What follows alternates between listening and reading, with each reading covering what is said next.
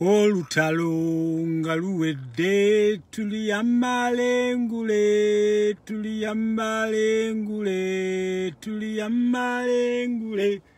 olutalo nga luwedde tuliyambale ngule tulivimba mu Uganda empya tuliyambala engulezi masa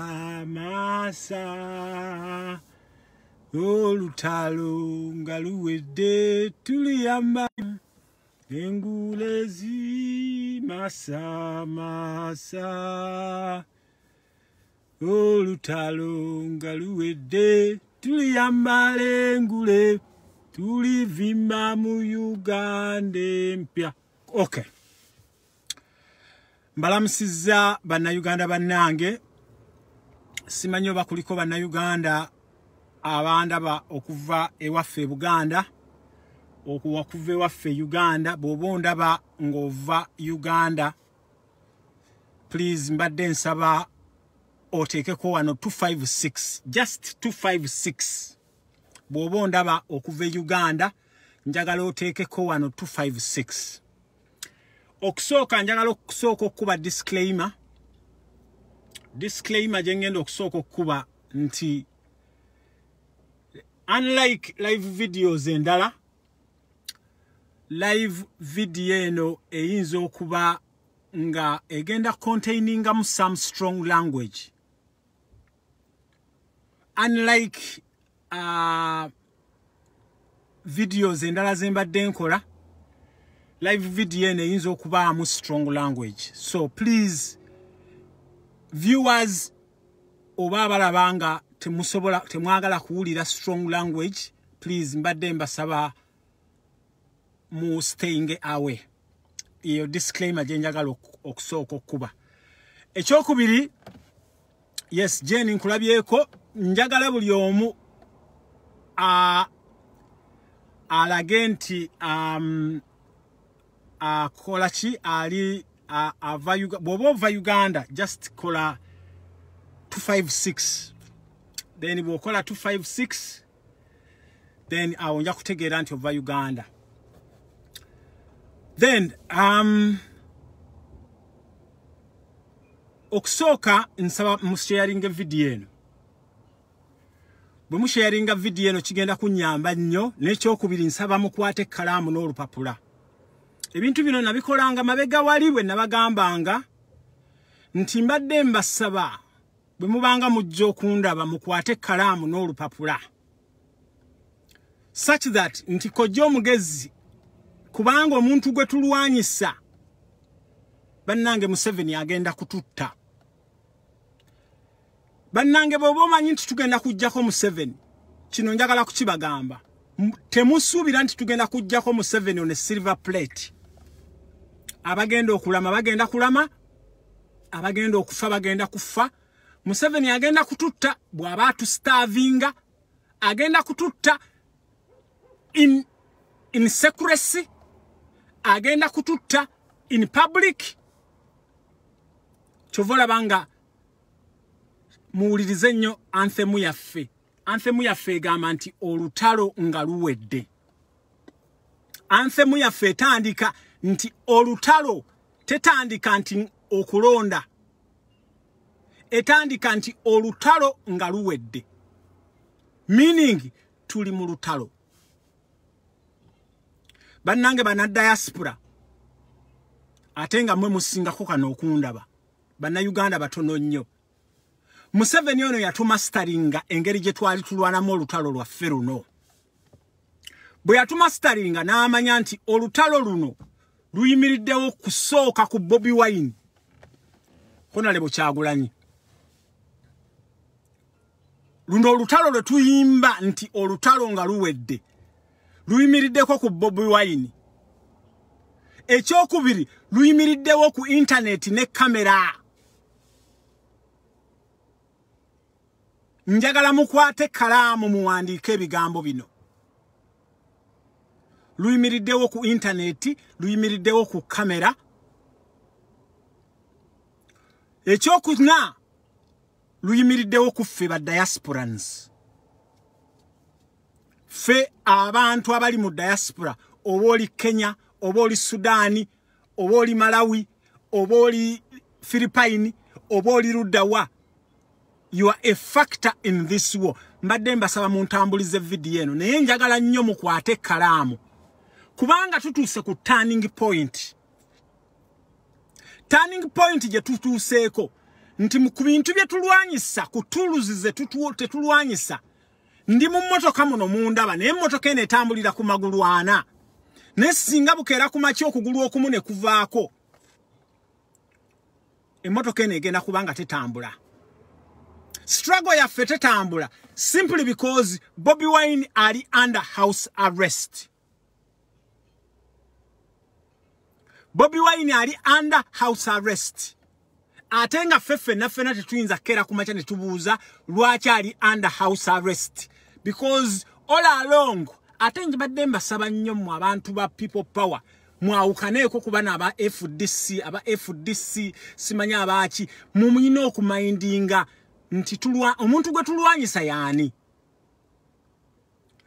Banganda bange bonna abaze ku Facebook kuno bakusomesezza Museveni yaani.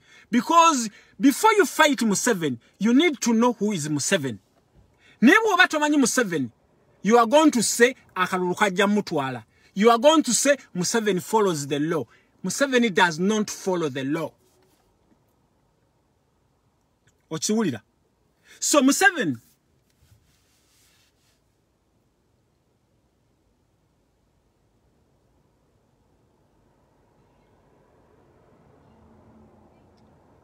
okay. So omusajja ono bwe yatusoma nti Bobi Kyagulanyi bwe mbajjako Kyagulanyi bwe mbajjako internet bwe mbajjako kamera then mbamba maze. Kati kiki kye tusigazza? Ekintu kye tusigazza mmwe aba diaspora mmwe baganda bange mmwe. Abantu ba diaspora fe tusobola okurescuinga Bobi Wine. Kubanga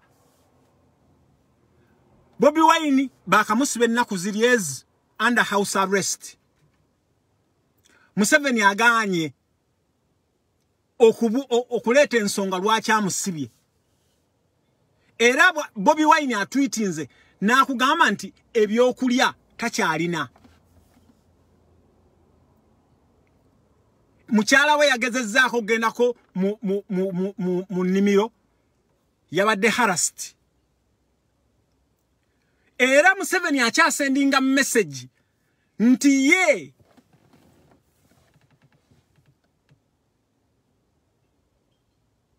meaninga business whereby Zaake yabadde agenda okumulaba Zaake ne bamukuba emiggo Museveni gyatakuba na nteeze ziri ez'ekisozi. Okitegeera? So mwe bannayuganda abali mu lutalo luno mmwe kati abali mu diaspora I'm addressing you. Nammwe ab'Uganda abaliyo kubanga ab'Uganda bannange mmwe muteereddwako ekibulooku bakiyita kigundi.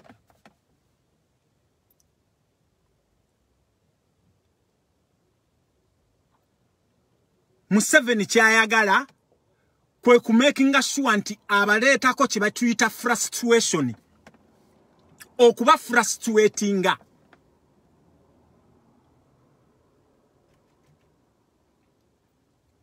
Twabadde tuli awo ng'aleeta results. Bwe yaleese results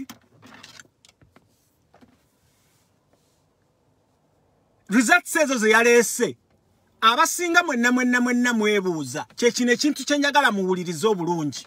Eggulo mwalabye Kanso Katana ku BBC asore ku Al Jazeera. Results ezo nga zifuluma parties izo nazo nezaaliko eza participating mu kulonda zali supposed okubaawo nga byabakama a declaring a winner era kwolwo olupapula olwo the declaration form mwena mulina okusayiningako declaration form eyo etwalibwa ew'omulamuzi oli agenda okulayiza Museveni. Kakati pate zabadde bbiri. Pate esooka ye National Unity Platform mwawulidde Kanso Katana yagambye nti ffe twasayininze with the petition. Bwe twasayininze with the petition twataakinzeeko nti okulonda tekubadde free and fair.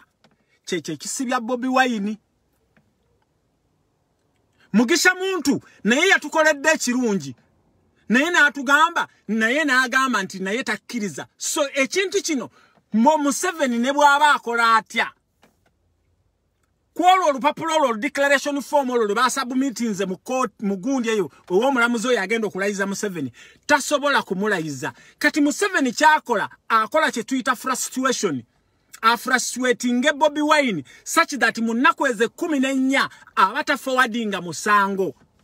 Mpuliddeko nga muganda wange Lumbu yagamba nti Museveni aweze amakooti. So meaning Museveni suspending ba clerk of court.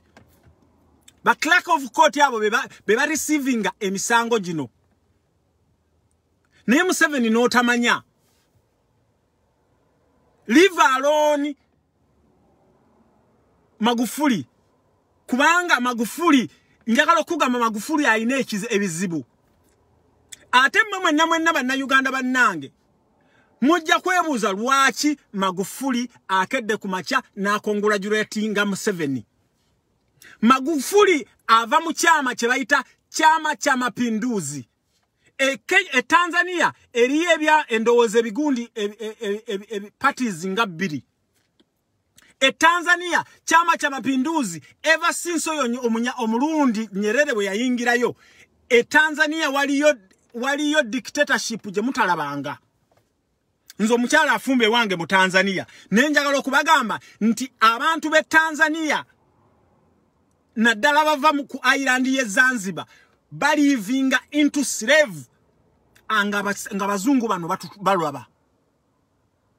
Abazungu abantu babave Zanzibar, Zanzibar medication, Zanzibar education, Zanzibar infrastructure oyinza okugamba nti tolina mu Tanzania. Abantu be Zanzibar bo bamarginalizingibwa nga abazungu bano bayamba Magufuli oyo. N'ekyokubiri lwaki Tanzania evuddeyo neberanga egira gundi congratulating Museveni. This is the type of politics Museveni gwa running in Uganda, the type of politics gwe running in Tanzania. Pipeline mujukire egenda okuve Hoima eyamafuta egenda okuve Hoima paka Tanga kiri mu Tanzania naye we bagenda okuzimba refinery awo Tanga. Oyo Magufuli ettaka ly'abantu baali mu system yemu.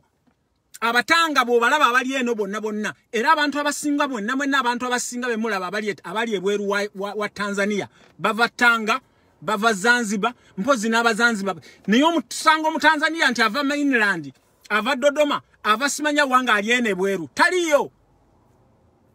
So Uganda and Tanzania, they have the same behavior. But tugenda ne tutunulira Rwanda ya taking over Tanzania. Chovola banga Rwanda techakozesa poti yawa poti ye Dar es Salaam. Bwogenda mu TRA abakole abakole Dar es Salaam Banyarwanda. Bwogenda ku Dar es Salaam airport abasinga okukolako Banyarwanda. So Tanzania yo yagenda da. So don't be fooled or don't be shocked okulaba nga Magufuli akedde ku macha na akolaki. Ne back to the point. Mbadde nkumenyera struggle ya feno je mulaba eno. Struggle ene enyimiridde ku mpaji ng'esooka ye Bobi Wine Honorable Kyagulanyi.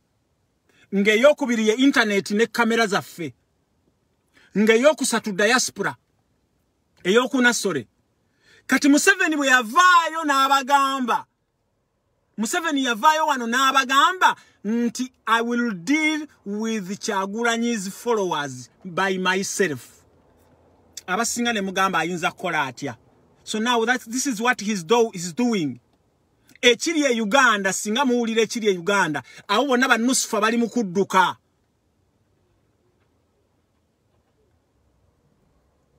basegirinya bali mu dduka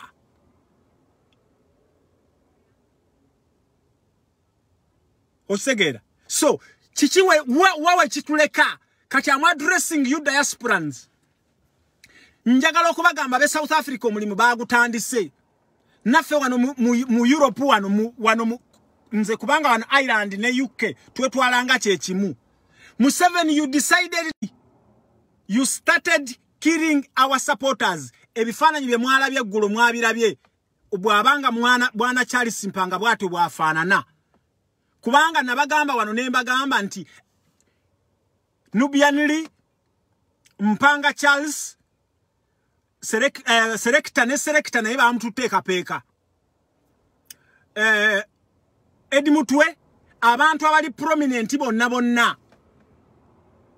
bonna bali kapeeke wa Salimu Sale mu Torture Chambers kyekiri Bobi Wine Museveni kye yakugamba nti abawagizi ba Bobi Wine ngenda kubadiringa nabo so therefore Museveni bwoba otazeewo okutandika okubeera ngo otandika okudiringa ne ba supporters baffe naffe abali mu diaspora era kyekino kyenkugwira mwenna abali mu diaspora bwoba omanyi relative wa muntu yenna wagira Museveni yenna waali please jangu mu inbox yaffe otubuulire we are going to start dealing with them because this is a clear war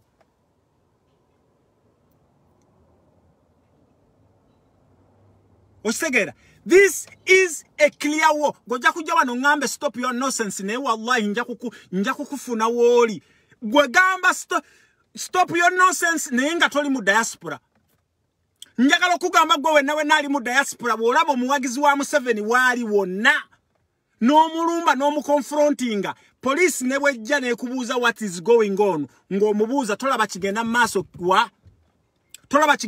Uganda Museveni ali mu kutta abantu baffe Museveni ali mu starving abantu baffe president wa farm holdings for 4 days under police gundi house arrest for nothing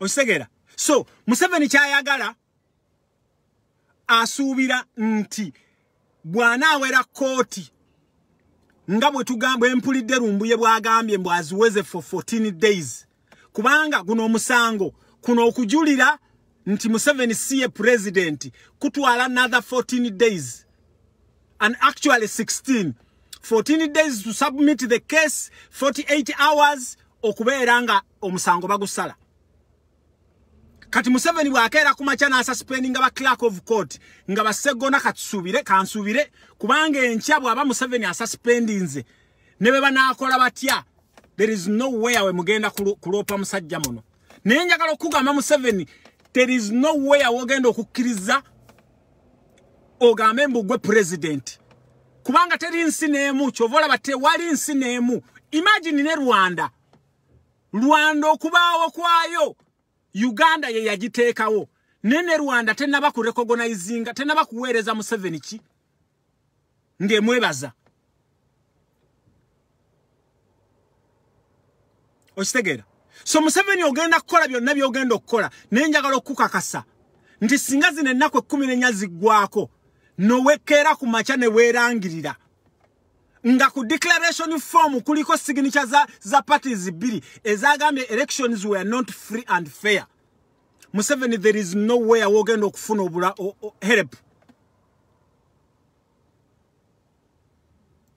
Kenya ku Twitter account ya State House ye Kenya simanyo obani yagenzeeyo na wandikayo mbu congratulation eyo message bagideletinzeeyo EU representative waliwo omuzungu omwe yabadde yekubya yaka n'abagamba mbuno musimanya abakungulajuletinze EU yavuddeyo ne distancing omuzungu oyo era nkakasa agenda under suspension. So bannayuganda bannange mubeere bagumu, international community ekyali naffe nene bwe tunaabeera bagumu naye ffe tukozeewo ki? Gwokozeewo ki gwalaba video yange eno? Kiki kyoli supposed okukolayo? Museveni has brought the war to us, let us take the war to him. Mwabali ya Sudani batabani batumwine babeeraawo. Mwabali awe UK muganda wa bala mwabeeraawo oyo muwala abeeraawo. Mumanya abantu bano bwe babeera. Mwababeere Canada naddala mwababeere Canada mwabandaba. Mwababeere Canada mumanya abantu bangi. Ababeere Germany. So bannayuganda bannange mwenna Museveni waayina embassy wonna. Tulina okumakinga Museveni okubeera nti embassy tezifunctioninga. Mwabali e Dubai. Mwabali wano mugundi mu Schengeni agirina Copenhagen Denmark. Eya wano tugenda kugimakinga nti tefunctioninga. Eya South Africa abaana bangambe bagenda gimakinga nti tefunctioninga.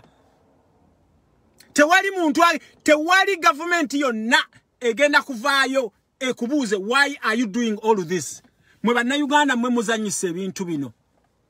Bungereza has done nothing for us. The UK being nti bwe batukonkaringa. Wano France bweba okulonda bwe kubeera Ivory Coast, bwe kubeera Burkina Faso, bwe kubeera kwali wane Guinea. Guinea abantu be Guinea baali balonda. Abaana ba Guinea ne bagenda ne bawocha embassy e Paris ne bajocha. Mwe bannayuganda muleme these things naddala mu abali mu diaspora eno wali amateeka. Eno wali amateeka.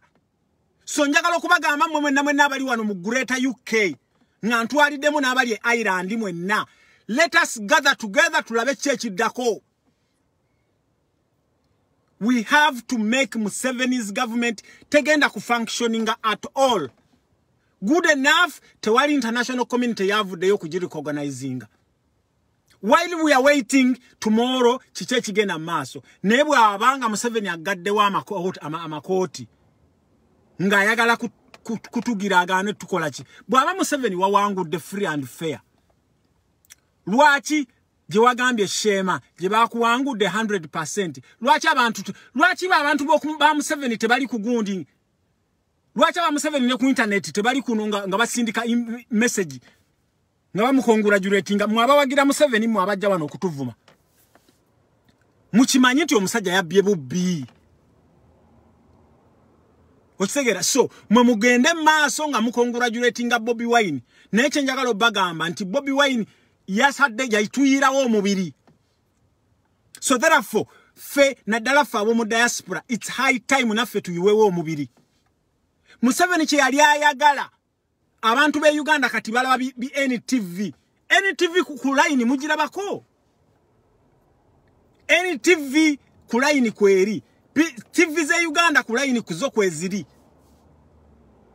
Era be bali awo be basindika congratulatory messages whatever ninye teri muntu ategera ya kumukongratulatinze. Nebaza abasiramu b'ekibuli. Abasiramu b'ekibuli mwebale nnyo mwebalire ddala. Seka Muzata jali. Seka Muzata jali alhamdulillah. Era agamba nti amina.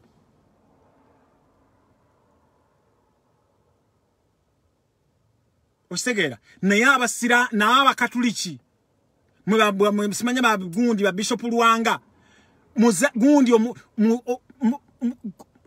zake bamukubye to that extent ali awo na mudwalire eri awo ne kino ki Bishop simanyani naye no wanda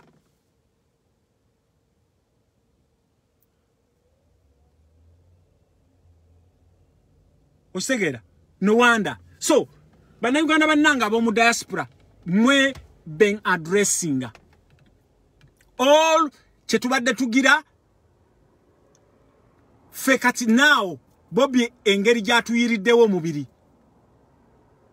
naffe tulina okumakinga sure naffe tuyiwawo omubiri ne tuleeta faces zaffe mwabamu muli eyo buli omu alina rolo gyazannya so nammwe mwenna muveeyo tuzanye role je tuli supposed okuzanya. Museveni tasobola eno government ya Museveni tegenda kubeerawo. It is not going to be recognized by any international community. Mulabye Magufuli eyo tweet gyataddeyo agenda kujijjayo. Pressure egenda kuba ya amaanyi.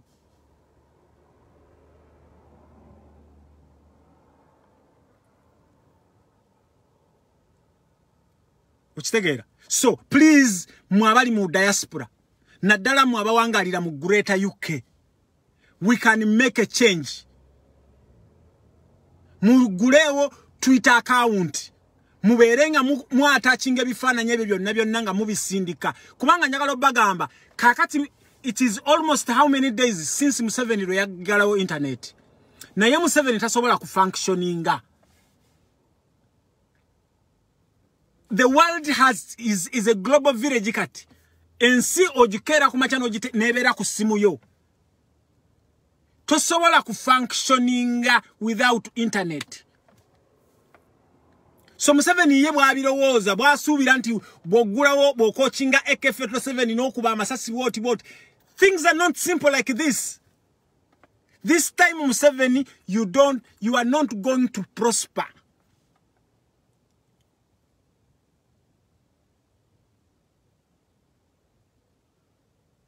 Osegera ebyo bi TV byabwe kati kye bayagala njagala muddeyo muwulirize ate kye njagala obagamba bwe tuba twagala okuwangula Museveni ono njagala okubagamba bannange mwenna nze njagala okubaddayo emabega nti bukyanga nzaalibwa ndaba Museveni bukyanga nkula ndaba Museveni nga ye president wa Uganda. Naye njagala okubagamba ebizibu bye tulina byonna bye mulaba e Uganda byonna Museveni n'abantu bebe babireese. Bukyanga Uganda ebaawe ebizibu byonna byerina Museveni okuva lwe yayingira mu Ministry ya Defense ku Obote 1 ne batandika okutta abantu. Ddayo obuuze jjajjaawo, ddayo obuuze taatawo, ddayo obuuze omuntu omukulu yenna. Va kuba n'abana Uganda abajja wana abantu abakulu abali wana East London abali mu kunywe enguuli. Nenjagala okubagamba bannange mu abaana naddala mu abaana abato ab'emyaka 2. Ebizibu bye mulaba byonna bye tulina Museveni yaleeta okutta abantu e Uganda. E Uganda tewali kitta bantu. Obote yatukola byonna bye yatukola. Naye Obote teyatutta bwati. Baali bayaye ba Museveni abaava e Tanzania nga bavaawa. So no wonder Magufuli yava Tanzania ezanye nnyo role okubeera nga tubonaabona kubanga yeefunamu.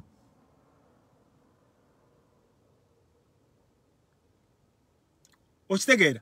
So ebizibu byaffe byonna bye tulina byonna so bwe tuba tudiringa ne Museveni, you have to know who you are dealing with. Museveni si muntu. Nze omusajja oyo njagala mulabeko nga sinaba kufa. Ye atayina oba simanyi kubanga oyinza okera ku macha Museveni ne weeba abantu bennaakatta. Why am I doing this? Museveni boddayo n'abantu bo ne weebuuza why am I doing this? Yes, nga nkola ebintu bino nze ngenda kulekawo ligase ki? Namwe abayamba Museveni okukola ebintu bino mubbye ettaka ly'abantu mussa abantu mubarepinze mukutta abaana. Imagine omwana gwe mwakwata omwana gwe mwakata abaana bekalangala be mwakwata kwaliko omwana muwala nga ali mu nsonga ne mumurepinga kati yalwadde ekikulukuto.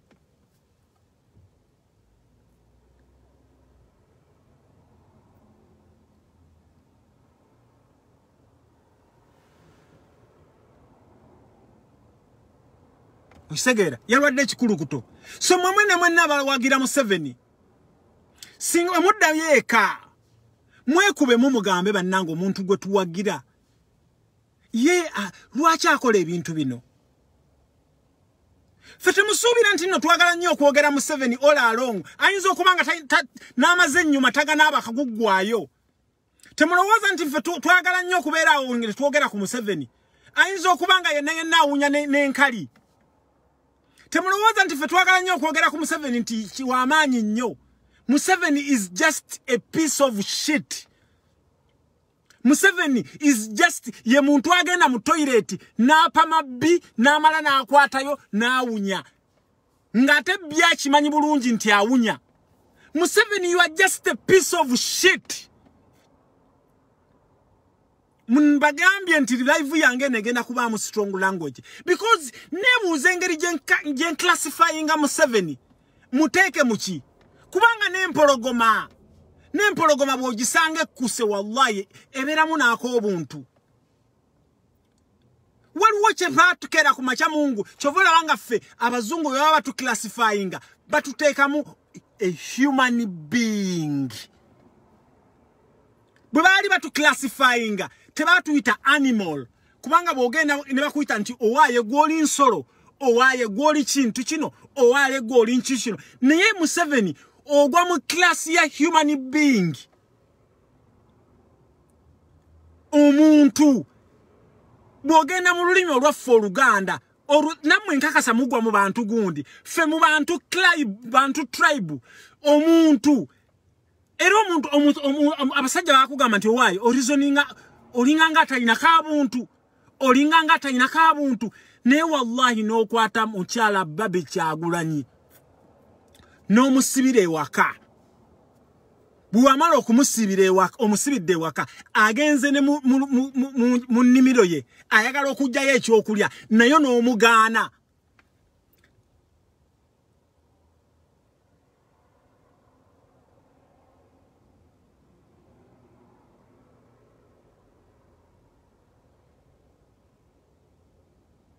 Bannange bano abantu ebintu bye bakola olaba bakola ebintu ddala mu kamera.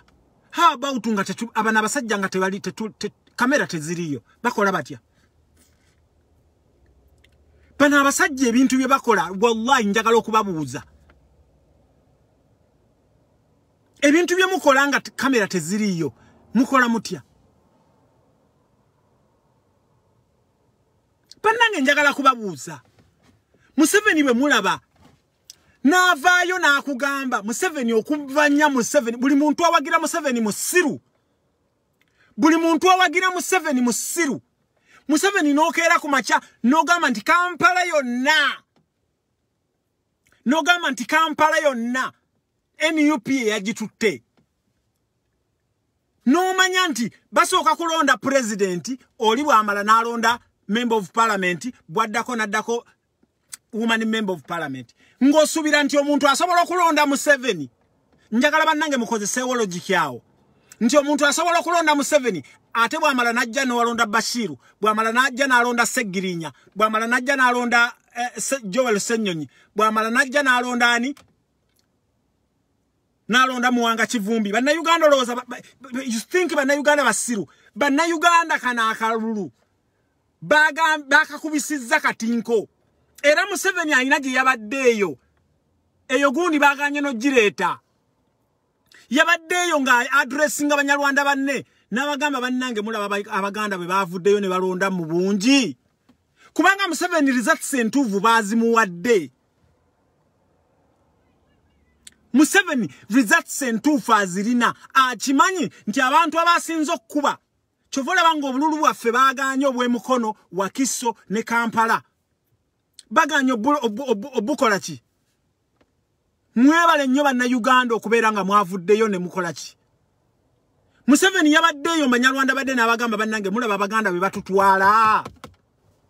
Mulaba Abaganda tubakoze buli kimu kyonna. Tubabbidde ettaka, tukoze intermarriages, tukoze buli kimu kyonna. Na yakyasuubira nti ekintu kino kiri best ku tribe. Ekintu kino tekiri best ku tribe. Museveni, you are lying yourself. Fenna tuli intermarriages.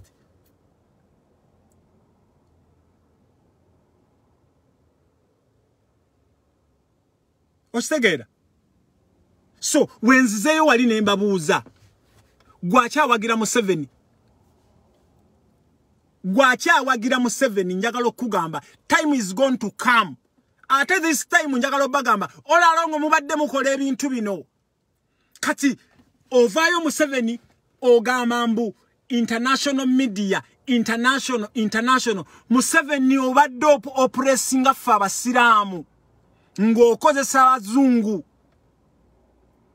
Museveni wakwata wano n'osuula bomu wasuula bomu n'osuula bomu gundi Nairobi n'osuula bomu Tanzania n'osuula bomu ne Uganda yali egenda kwabika Uganda yagaana kwabika nga mukozaganya n'abagundi nga mwagala okubeera nga muletawo war on terror ng'oyagala kutafa abasiraamu ne Museveni nakugamba era nsiba nkugamba buli nnaku nti abasiraamu ffe Allah atugamba nti inna dina inda Allahu al-Islam inna dina inda Allahu al-Islam wayagala oddo kutusaanyaawo naye tozinza kusobola kutusaanyaawo enzita gy'otusse singa wali ottabooti abalokole singa wali ottabooti aba 7 sidde singa wali ottabooti abaki naye saagala kuddayo eyo naye njagala okugamba Museveni pulaani zo zonna z'otukolera Allah atugamba nti opulaaninga naye apulaaninga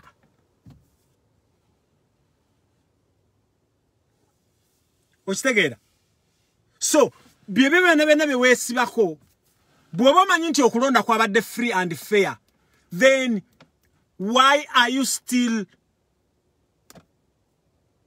arresting our president? Mwe nabavaayo wano kubanga buli awagira Museveni nze kugamba you are very stupid. You are stupid like your leader. Bwe mumanyi nti Museveni yawangudde akalulu free and fair byabakama nabagambye byabakama mugenda kukoma okumulaba byabakama okoze omulimu gwo thank you nawe okoze omulimu gwo kati nawe bagenda kutulisa bwoba wawangudde namwe mwenna mwawangudde why are you still holding Bobi Wine because okimanyi nti bwokwata Bobi Wine osuubira nti oba okutukutte ffenna ngate somewhere somehow oyinza okuba omukozi oyinza okuba omugezi banna Uganda naddala mu abali e Uganda banna Uganda naddala mu abali mu diaspora Museveni tekitegeeza nti bwakeera ku makya n'akwata Bobi Wine ng'akutte struggle yaffe nalabye waliwo kamazi akabadde kazza wano simanya bakayitaani simanya kaani mbuno twali wano tuleekana kali simanya bakayita kaani kali kuno Kanyarwanda simanya bakayita simanya kaani kayima simanya kayima kaani kali wano kasinika ebinnyo mbuno twali kuno tuleekana mbu tuli kuno tuleekana chichi we are still making noise and we are going to make noise atenjaga Gulix mwanyina ze Gulix mu Stockholm awo bangamye nti oli muwagizi lukulwe wa Museveni njagala okugamba kati okuwagira Museveni mu diaspora it's a crime kubanga omuntu gwe muwagira mulabe ebintu byakola Gulix owagira Museveni awe Stockholm njagala kubuulira nti singa olaba abantu nga bazze on your door teweebuuza lwaki if we take the war to your doors mugenda kutegeera nti we are serious abaana baffe mukubye mukama wamwe byakubye medimo nakuwulira mbadde saagala kwogerako medimo South Africa awo mbadde saagala kwogerako because toli waffe kwogerwako gwosuubira nti obuvubuka bwe waguze naye njagala okugamba nti bannayuganda bwe banaakunona we have to take the war to their doors.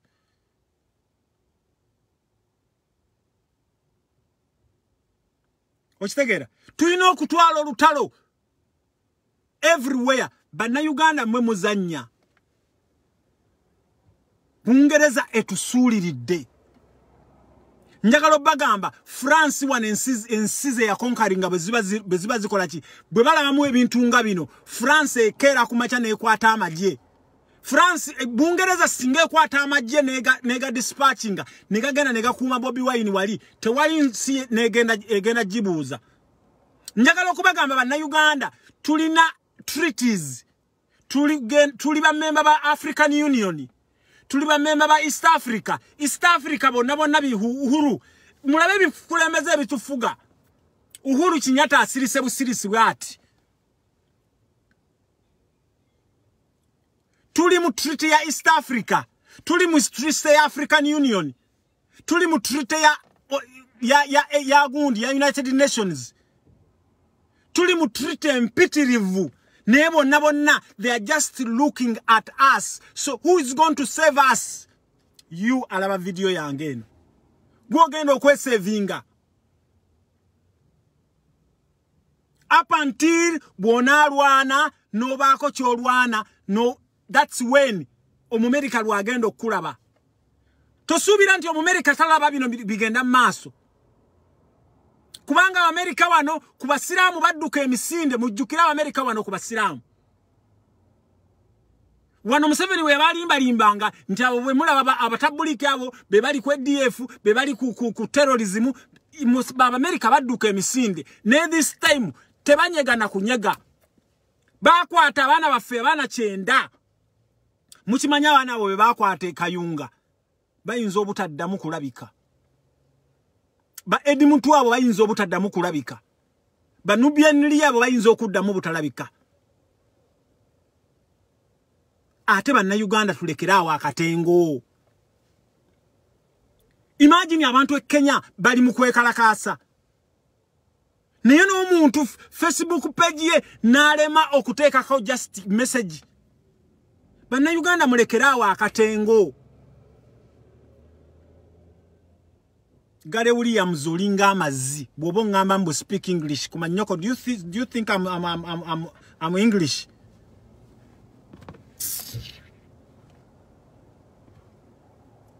Ostegera so bannange bonnadala bannange mu abali mu diaspora let us change the mode struggle no tujiyimirizaawo let us change the mode twajja kusooka basatu banna batano nze nyina bannange benkola nabo I had to come here mpita abamu nenjagala okugamba ne bojja mu inbox yange make sure nti bonefuula nti oli mu nyampi nze nkugambye okwambalira wano I am authorized Bojango tujjamu ng'osuubira nti ogenda kubizaayo wa Museveni if we find out nti olichi nga tukukwatako naye bwe munaasirika bannange twajja wano ne tubagamba nti bwe munaasirika abazungu they don't care mwenno abakyatunula wano we musuubira nti bino bihappeninga wano omusajja Ozil gwe mulaba Ozil ono muvubuka musajja abadde Turkish Germany abadde azanyira Arsenal bamujja mukoko okuzanyira Arsenal simply because yayogera ku Rohingya Muslims. Rohingya Muslims are being persecuted by the Chinese. Asene mutunze, asene mufrizinze. Asene yo jemulaba eyambala mu visit Rwanda. Omanyo kuteka kwase no mu visit Rwanda. Visit Rwanda banone yoki. Amazika agali e Rwanda bakuba na bukubi masasi ne gagendayo. E Rwanda wali yoki.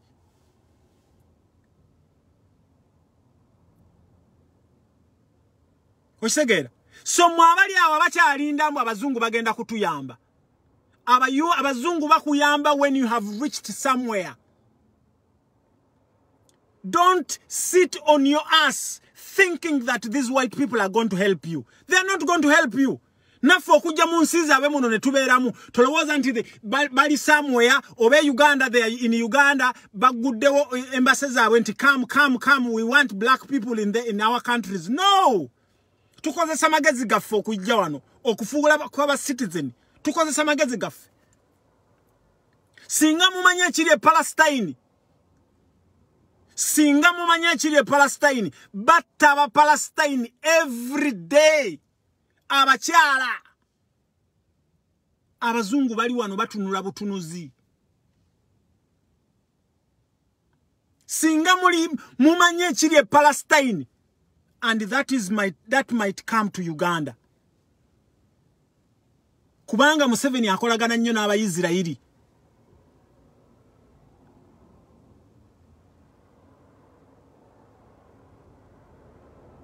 So bana Uganda, who is going to save you? Mwe mugendo mwe mugenda okwesavinga. Nobody is going to save you.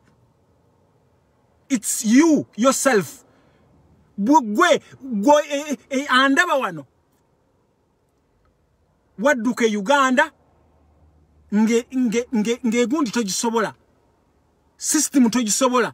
Nobeera mawarabu awo. Nokola noyimirira since morning. Ngoyagala obeerewo. Okitegera? So please, bemuma muli awo nga musuubira nti abazungu bagenda kujja batuyambe. Mulabe kiri e Palestine. Mulabe ekyagwa ku Bahutu. Abo ba Kagame basanyawo Abahutu. Palestine abazungu kye bakola kati Kagame Rwanda bagikyusa kati it's an English speaking country. Bagijayo mu Bafaransa. Okitegera? So njagala okubagamba nti gundi simanya yejja yekkayo mbunya. Abaganda bwe batu bagamba. Museveni ogenda kutubonya. Museveni jjukira abatuusi bababonya. For many years. Mwasooka kufumba, mwasooka kuwandula malusu, mwasooka kulima nanda. For many years. Naye at the end of the day. Museveni ngabe mwabona ne freedom eyo je mu misusing. Even us, we are going to get back that freedom. And the day we get back that freedom, Museveni will pay. Nebwona abagwe toliiwo. Nebwona abatoliiwo. Museveni, you will pay. Remember where you got this. You got this from far. Obote che yakola. Amini che yakola. So now this is what you are paying us back. Now remember. Now we are going to pay you back. We will pay you back. How newe naba nfudde. Abana bange nja kubabuulira. N'abaana b'abaana baffe nabo bajja kubabuulira. One of the good days. Nenjagala okugamba Museveni. There is nowhere nga maliriza. There is nowhere lwogenda kufuuka president wa Uganda. There is nowhere. Va ku bano babesigye bobaddeko babadde bakubuzaabuza. Ate gye mutusuubira. Gye mutusuubira. Mubadde gye mutusuubira okujja. We want to go on your pace. Bannayuganda muze mu inbox mumbuuza ki ekiddako. Nabagambye ekiddako mwalabye Kanso Katana. We have to go according to the law. Although Museveni does not follow the law. Twabadde tulina okusigning a declaration form zigende wanki. Museveni tebasobola mulayiza. Kubanga zino international bodies zigenda kubuuza what's going on. So sit and wait. Museveni bw'aba kituufu agaddewo amakooti ekyo kyonna kitukolera. Bw'aba yalina free and fair elections lwaki aggalawo amakooti. Naye mbagamba nga bwe twayimirizaawo Allah nga bwe yatuyamba okuyimirizaawo ekibiina kya Nuupu kino era bw'agenda okutuyamba. Nga bwe yali ayagala nga Kibalama nga tannamutta. Nga bwe baali basuubira nti no bayinza okukola ki. Kubanga Museveni atya kooti. Atya ekooti. Ate ne kooti gye tugendamu. Kooti y'amaanyi nnyo. There is no way Museveni can win this case. Kyovola nga Museveni agenda kukola kyonna. Okumakinga sure agenda kututta. Agenda kumakinga sure buli kimu kyonna. So bannayuganda bannange. Tusigazayo okulonda okwaba mayors, okwaba councillors. Mwena abanda abali e Uganda. Bwe bana abakkiriza okulonda, Lukwago totubeereddeewo. Lukwago oli musajja wa mateeka, tobaddeewo. There is no way abannayuganda lwaki temuwa Nabiira. Osegera, munno mukabiye munno ddala. Ani atubaddewo? Ani atubeereddewo? Lukwago totubeereddeewo n'olunaku n'olu.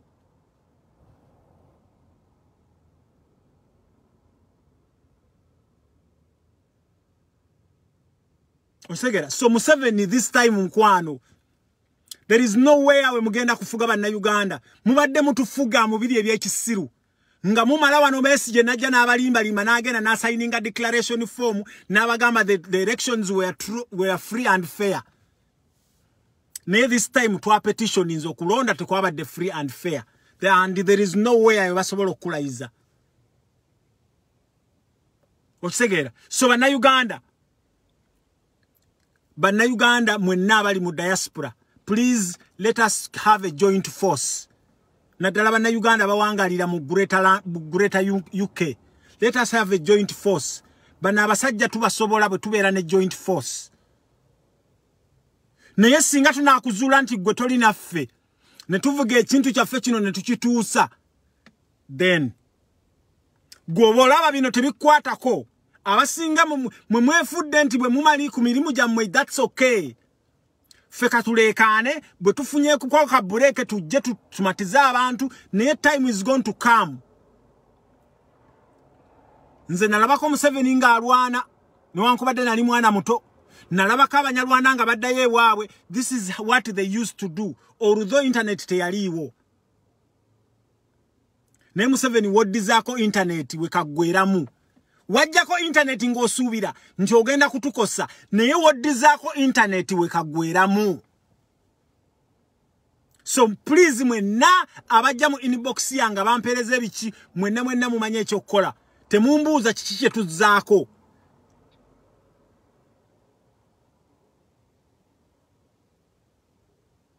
Okisegera? Temumbuuza kiki kye tuzzaako. So Museveni zaako internet, then ogenda kulaba kiki kye tugenda okukola. Mbagala nnyo, mbagalira ddala. Assalamu alaikum wa rahmatullahi wa barakatuh.